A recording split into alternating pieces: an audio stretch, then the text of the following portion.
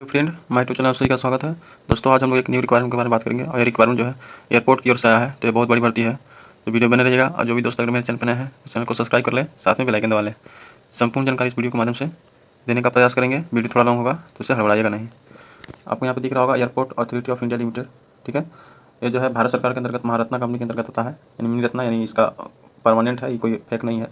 ये जो कंपनी है जैसे कि स्पाइस जेट, एयरपोर्ट, ये सभी जितने भी वायु मार्ग के माध्यम से सफ़र होते हैं उसको कराने का प्रयास करता है। और इस ये जो है एटीसी के अंतर्गत आता है, यानी एयर ट्रैफिक कंट्रोल का वैकेंसी है, यानी जूनियर एजुकेटिव का इसमें पोस्ट आने वाले हैं। एडवांटेज नंबर है 02/2025। यहाँ पे इन्होंने टोटल पोस्ट कितना है तो आपको 309 पोस्ट मिलने वाले हैं। और ये कब से भरे जाएंगे तो आपको यह 25 अप्रैल से भरे जाएंगे। वैकेंसी आ गया है लेकिन अभी ऑनलाइन नहीं हो रहा है, 25 अप्रैल से आपको ऑनलाइन होने लगेंगे, ठीक है। तो आप लोग इस फॉर्म को जरूर भरिएगा। और इस वीडियो में ये भी बात करेंगे कौन कौन इस फॉर्म को भरेंगे। जनरल की बात करें तो 125 सीट है, बहुत अच्छी खासी सीट है। ईडब्ल्यूएस के 30 सीट है, ओबीसी 72 सीट है, एससी का 55 सीट है, एसटी का 27 सीट है और पीडब्ल्यूडी सी कैटेगरी के अंतर्गत उसको 7 सीट दिया गया, ठीक है। तो टोटल जो 309 पोस्ट है और बहुत अच्छी पोस्ट है।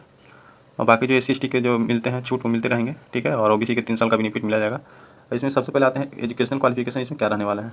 तो अगर फुल टाइम बैचलर डिग्री किए हुए हैं, यानी ग्रेजुएशन आप बीएससी किए हुए हैं, सिर्फ बीएससी तो फॉर्म भर सकते हैं। Physics honours, chemistry honours, math honours, ये सभी जो बीएससी के अंतर्गत आते हैं। उन्होंने बोला है कि फिजिक्स मैथमेटिक्स में आपको क्या होना चाहिए, ग्रेजुएशन होना चाहिए, तब इस फॉर्म को आप भर सकते हैं। तो जो फिजिक्स ऑनर्स से किए हैं वो भर सकते हैं और जो मैथमेटिक्स ऑनर्स से किए हैं वो इस फॉर्म को भर सकते हैं। या फिर कोई भी कैंडिडेट अगर डिप्लोमा के बाद ग्रेजुएशन किए हैं तो वो इंजीनियरिंग के अंतर्गत आता है, वो भी मैथ और फिजिक्स ऑनर्स लेके किए हैं, तब इस फॉर्म को आप भर सकते हैं, ठीक है। यानी कहने का माने है कि अगर जो बैचलर डिग्री यानी ग्रेजुएशन करते हैं तो कुछ ऐसे कैंडिडेट होते हैं कि डिप्लोमा पर करते हैं तो टेक्निकल डिग्री होता है, तो उसको इंजीनियरिंग के अंतर्गत आता है। तो आप फिजिक्स या मैथमेटिक्स में से कोई एक सेमेस्टर में, यानी एक सब्जेक्ट का एक सेमेस्टर जब पढ़े हैं तो इस फॉर्म को आप भर सकते हैं। आगे जो है आपको इंग्लिश और हिंदी जो है ना, आपको 12th लेवल में आपको अगर पढ़े होंगे वो भी आपके पास एलिजिबल मांगा गया है। यानी जब इंटर किए होंगे तो ऐसा नहीं कि कोई आर्ट्स से कर लिए होंगे और उसको अपना ग्रेजुएशन कर लिए होंगे साइंस से, तो साइंस से तो कर नहीं सकते हैं। तो यह इसमें आपको यही है कि आपको इंग्लिश जो है एक सब्जेक्ट 12th या 10th में होना चाहिए, तभी इस फॉर्म को भर सकते हैं। अब आते हैं सबसे इम्पोर्टेंट फैक्ट है, यानी जो डिग्री के लिए है ये सबसे इम्पोर्टेंट पॉइंट है, इसको आप लोग ज़रूर समझिएगा, ठीक है।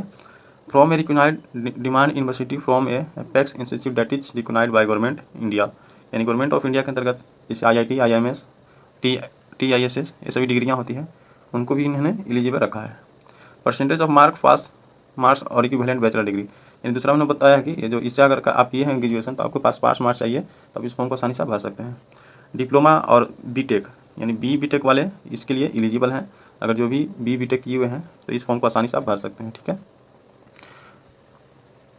आपको एज काउंट कब से किया जाएगा तो आपको एज काउंट जो है 24 मई से, यानी 24 मई 2025 तक आपके पास मैक्सिमम जो एज है 27 वर्ष होना चाहिए। और ये जो है मिनिमम 18 वर्ष और अधिकतम 27 वर्ष। बाकी जो है SC ST के लिए 5 साल छूट मिलेंगे और OBC के लिए 3 साल इसमें छूट दिया जाएगा, ठीक है। तो ये अच्छी है, यानी 32 साल के जो SC ST कैंडिडेट वो भर सकते हैं और 30 साल के OBC कैंडिडेट तो इस फॉर्म को आसानी से भर सकते हैं। PWD जो कैंडिडेट होंगे उनको 10 साल का छूट इसमें दिया जाएगा। ऑनलाइन ओपनिंग कब से है तो आपको 25/4/2025 से दिखेंगे और 24/5/2025 तक ये लास्ट डेट आपको रहने वाले हैं। ये जो है आपको पेमेंट जब इसमें क्या सिलेक्शन होगा तो क्या मिलेगा, तो जूनियर एजुकेटिव का पोस्ट रहने वाले हैं और इसमें ग्रुप B E1 लेवल का है। आपको 40,000 से स्टार्ट होंगे, 3% और एक्स्ट्रा मिलेगा, यानी 1,40,000 पर मंथ आपको दिया जाएगा, तो बहुत बड़ी सैलरी है। आगे है इन्वॉल्वमेंट क्या है, तो इन एडिशन टू बेसिक पे ड्रेनेस अलाउंस, ये आपको 35% बेसिक पे दिया जाएगा। इसके बाद HRA ये सभी है और 13 लाख प्रीमियम आपको, यदि कोई भी अति होता है बीमार उमार पड़ते हैं तो उसके लिए आपको प्रोवाइड किया जाएगा। साथ में PSC भी सभी का उपलब्ध करा दिया जाएगा। अब इसको भरने के लिए कौन कौन भर सकता है, तो अगर आप इंडियन सिटीजन हैं तो इस फॉर्म को भर सकते हैं, भूटान के सिटीजन हैं तो आप नहीं भर सकते हैं, नेपाल के हैं तो आप नहीं भर सकते हैं, ठीक है। आपके पास as all the eligible criteria जो है आपको कब से काउंट किया जाएगा, तो 24/5/2025 तक आपके पास मिनिमम एज जो है आपके पास 18 वर्ष और मैक्सिमम जो है 27 वर्ष होना चाहिए, तभी इस फॉर्म को आप भर सकते हैं। बाकी जो है SC ST को 5 साल जो मिलते हैं वो मिलेंगे ही और OBC के लिए 3 साल जो मिलते हैं वो मिलेंगे ही, ठीक है।